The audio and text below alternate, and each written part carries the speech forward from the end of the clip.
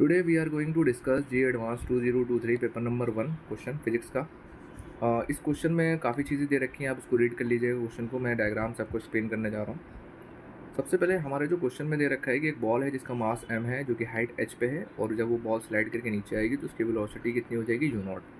उसके बाद ये वेलोसिटी u0 से नीचे आएगा, उसके बाद यहाँ पर ग्राउंड पे ये हिट करेगा, ग्राउंड के बाद उसकी वेलोसिटी कितनी हो जाएगी, v वेक्टर। और ये जो हाइट h1 है ये एक मैक्सिमम हाइट है, जो कि नॉर्मली अगर हम देखें तो यहाँ ग्राउंड टू ग्राउंड प्रोजेक्टाइल है, तो उसकी मैक्सिमम हाइट हमें दे रखी है। एक्सेलरेशन ड्यू टू ग्रेविटी हमारी g दे रखी है, और ये जो हमें रेंज है यहाँ से यहाँ तक वो d है, और 3h हमारी बिल्डिंग की हाइट है। अब हमारा ये जो क्वेश्चन है ये हमारा question multiple correct type question है। इसका मतलब ये है कि यहाँ पर एक से ज़्यादा ऑप्शंस करेक्ट हो सकते हैं, तो एक एक ऑप्शन को उठाएंगे, हम लोग चेक करेंगे क्या वो सही है कि नहीं। तो पहला जो ऑप्शन हमारा है वो क्या है, u0 equal to under root के अंदर 2gh x कैप। ये जो वेलोसिटी है यहाँ पर u0 ये कितनी है, अंडर रूट के अंदर 2gh x कैप। तो इस वेलोसिटी को निकालने के लिए हम लोग क्या करेंगे, सबसे पहले कंजर्वेशन ऑफ मैकेनिकल एनर्जी लगाएंगे हम लोग। Conservation of mechanical energy on the curve surface, जिसमें कि क्या होगा, kinetic energy initial, potential energy initial, और काइनेटिक एनर्जी फाइनल, और पोटेंशियल एनर्जी फाइनल हम लोग इसमें लिखेंगे। देखिए, कंजर्वेशन ऑफ मैकेनिकल एनर्जी हम लोग जब लगाते हैं जब हमारी फोर्स कैसी होती है, कंजर्वेटिव होती है। तो कंजर्वेटिव फोर्स कौन कौन सी होती हैं, कंजर्वेटिव फोर्स जैसे कि हमारी इलेक्ट्रोस्टैटिक फोर्स होती है, ठीक है, इलेक्ट्रोस्टैटिक फोर्स होती है, हमारी ग्रेविटेशनल फोर्स एक हमारी कंजर्वेटिव फोर्स होती है। तभी हम लोग कंजर्वेशन ऑफ मैकेनिकल एनर्जी लगाते हैं, क्योंकि अगर हमारे पास नॉन कंजर्वेटिव फोर्स आ जाएगी, जैसे कि फ्रिक्शन आ जाएगा, तो हम कंजर्वेशन ऑफ मैकेनिकल एनर्जी नहीं लगाएंगे। ठीक है, तो इस केस में हमारे क्या है कि हमें एक फ्रिक्शनलेस सरफेस है, तो ये सरफेस हमारी कैसी है, फ्रिक्शनलेस है, तो हम लोग यहाँ पर कंजर्वेशन ऑफ मैकेनिकल एनर्जी लगा सकते हैं। तो इनिशियली मैं अगर देखूँ इस पॉइंट पे देखूँ तो यहाँ पर मेरे को काइनेटिक एनर्जी इनिशियल 0 है, और जो पोटेंशियल एनर्जी है वो mgh के बराबर है, क्योंकि मैं रेफरेंस किसको मान रहा हूँ, इस पॉइंट को मैं रेफरेंस मान रहा हूँ। ठीक है, जो हमारा बिल्डिंग का टेरेस है इसको क्या मान रहा हूँ, इसको मैं 0 पोटेंशियल एनर्जी को मान रहा हूँ, और यहाँ से मैं जो potential conservation of mechanical energy है उसको लगाने की कोशिश कर रहा हूँ। तो इसके पॉइंट से देखें तो हमारा काइनेटिक एनर्जी हमारी 0 है, क्योंकि रेस्ट पे थी इनिशियली, और पोटेंशियल एनर्जी हमारी mgh हो जाएगी। और काइनेटिक एनर्जी फाइनल कितनी होगी, इस पॉइंट पे काइनेटिक एनर्जी फाइनल हो जाएगी आपकी हाफ m u0 का स्क्वायर, और इस पॉइंट पे पोटेंशियल एनर्जी कितनी हो जाएगी, 0, क्योंकि मैंने इसको रेफरेंस ले रखा है ना। तो यहाँ पर आप इसको सॉल्व करेंगे तो u0 equal to 2gh root के अंदर आएगा। और ये जो एक्स कैप आया ये कहाँ से आया, क्योंकि हमारा जो क्वेश्चन में दे रखा है कि ये वाला जो डायरेक्शन है वो एक्स कैप है, तो एक्स कैप की वजह से इनिशियली यहाँ पर जो हमारी वेलोसिटी है उसका डायरेक्शन की तरह एक्स की तरफ है, तो हमने यूनिट वेक्टर लगा दिया, इसको बोलते हैं यूनिट वेक्टर एक्स कैप के डायरेक्शन में। तो हमारा पहला ऑप्शन जो आया बिल्कुल सही आया, तो पहला ऑप्शन हमारा सही आया, तो हमारा पहला ऑप्शन सही है, तो हम इसको टिक कर देते हैं। अब हम बात करते हैं सेकंड ऑप्शन की। सेकंड ऑप्शन में क्या कह रहा है, velocity equal to root 2gh X cap minus Z cap. It means ये कह रहा है कि जो वेलोसिटी यहाँ पर की है, जो कि आफ्टर हिटिंग द ग्राउंड, तो वो वेलोसिटी कितनी है, इतनी है। चलो चेक कर लेते हैं उसको। देखिए, सबसे पहले इस डायग्राम को समझने की कोशिश करेंगे हम लोग। यहाँ पर क्या है, जब हमारी बॉल आई थी टेरेस से, तो इस तरीके से बॉल ने स्ट्राइक करा कुछ एंगल थीटा पे, और यहाँ से ये बाउंस ऑफ हो गई। अब यहाँ पर जो वेलोसिटी थी वो u थी, उसको मान लिया मैंने, और फाइनल वेलोसिटी मैंने v मान लिया। इधर की तरफ जो कंपोनेंट्स हम कर लिए, ux, uz, vz और vx, तो कंपोनेंट कर लिए। उसके बाद यहाँ पर जो सरफेस का कोफिशिएंट ऑफ रेस्टिट्यूशन जो दे रखा है वो हमको दे रखा है e के बराबर। देखिए हुआ क्या है यहाँ पर फाइनली हो क्या रहा है, यहाँ पर हो ये रहा है कि यहाँ पर एक तरीके से कोलिजन हो रहा है।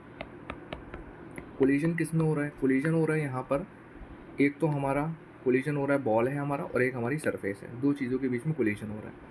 अच्छा, कोलिजन जब होता है तभी हमारा क्या आता है, coefficient of restitution. Coefficient of restitution कुछ नहीं है, ये आपको बताता है कि आपका जो कोलिजन हुआ है वो किस तरीके का है, परफेक्ट है, परफेक्टली इलास्टिक है, तो इस तरीके की चीज़ के लिए यूज़ करते हैं हम लोग। तो कोफिशिएंट ऑफ रेस्टिट्यूशन की क्या डेफिनेशन है, तो वेलोसिटी ऑफ सेपरेशन और velocity of approach. Velocity of separation का मतलब क्या है कि जब हमारा यहाँ पर कोलिजन हो गया, यहाँ पर इस पॉइंट पे जब कोलिजन हो गया, तो उसके बाद जो वेलोसिटीज़ हैं उसको वेलोसिटी ऑफ सेपरेशन बोलते हैं। जैसे कि अगर मैं इस केस की बात करूँ तो यहाँ पर जो वेलोसिटी ऑफ सेपरेशन है वो क्या है, वी जेड है और वी एक्स है, और अगर इन दोनों का कंपोनेंट ना लो तो आप वी कह सकते हो डायरेक्टली। और वेलोसिटी ऑफ अप्रोच क्या है, वेलोसिटी अप्रोच आपकी यू है, अगर आप कंपोनेंट्स में देखोगे तो यू एक्स और यू जेड है।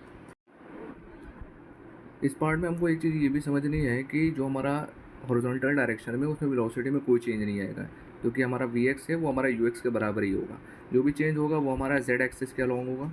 ठीक है, तो यहाँ पर हम लोग क्या करते हैं कि कोफिशिएंट ऑफ रेस्टिट्यूशन को हम लोग क्वेश्चन में दे रखा है हमको 1/√3, तो हम लोग इसको अलॉन्ग द जेड एक्सिस लगाते हैं।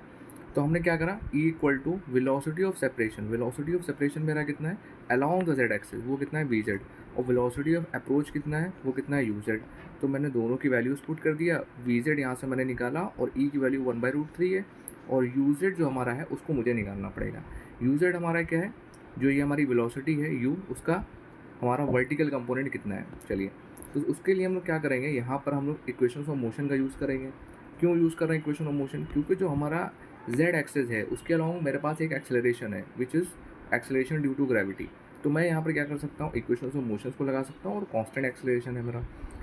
तो जेड एक्सेस में मैंने लगाया, तो मैंने इसको जेड एक्सेस में लगा दिया इस इक्वेशन ऑफ मोशन को, थर्ड इक्वेशन को। तो यहाँ पर जो वी जेड है उसको मैंने वी जेड लिख लिया, और यहाँ पर जो यू जेड है, initial velocity along the Z थी नहीं हमारी, देख लेते हैं हम लोग यहाँ पर। देखिए इनिशियली जो थी वो हमारी किस डायरेक्शन में थी, एक्स एक्सेस में थी पूरी वेलोसिटी। तो इनिशियली यू जेड हमारा 0 था, V0 पुट कर दिया। टू ए जेड कितना है मेरे पास G के बराबर, और एस जेड कितना है हमारा, यहाँ पर कितनी हाइट से हमारी बॉल आई थी, 3s से आई थी। ठीक है, तो ये हम लोग यहाँ पर कंसिडर कर रहे हैं। तो हम लोग ने यहाँ पर वैल्यू पुट करी, और यहाँ पर स्क्वायर होना चाहिए, तो V² equal to 6, V equal to root के अंदर 6GH, और यहाँ पर V जो है हमारा वही है, क्या है, UZ है। तो मैंने उसको क्या लिख दिया, UZ। तो हमारा UZ कितना आ गया, रूट के अंदर 6GH, उसकी वैल्यू मैंने यहाँ पुट कर दी, और यहाँ वैल्यू पुट करने के बाद जब मैंने सॉल्व करा तो VZ इक्वल टू रूट के अंदर 2GH। अब यहाँ पर जो हमारी वेलोसिटी है ये V, तो ये किसके कंपोनेंट्स हैं, एक इसके पास VZ कंपोनेंट है, एक VX कंपोनेंट है।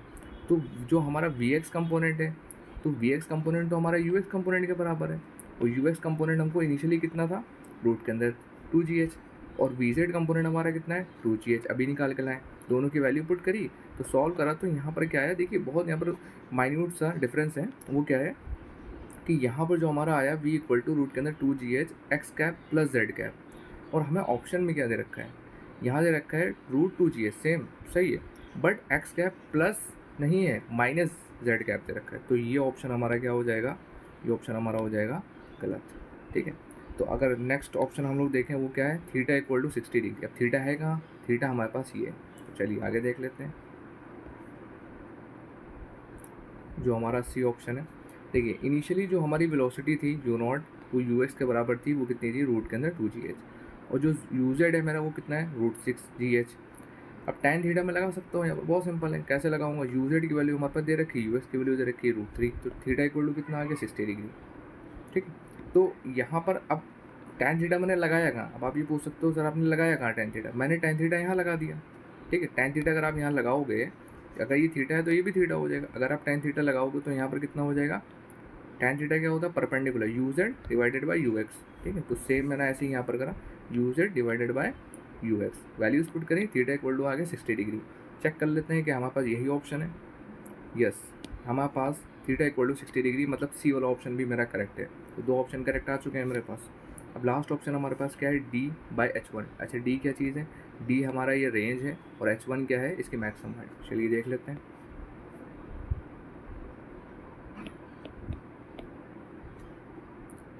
देखिए जो रेंज है हमारी वो क्या होती है, UX इंटू डी, सिंपल है, प्रोजेक्टाइल में हम लोग पढ़ते आ रहे हैं बेसिक।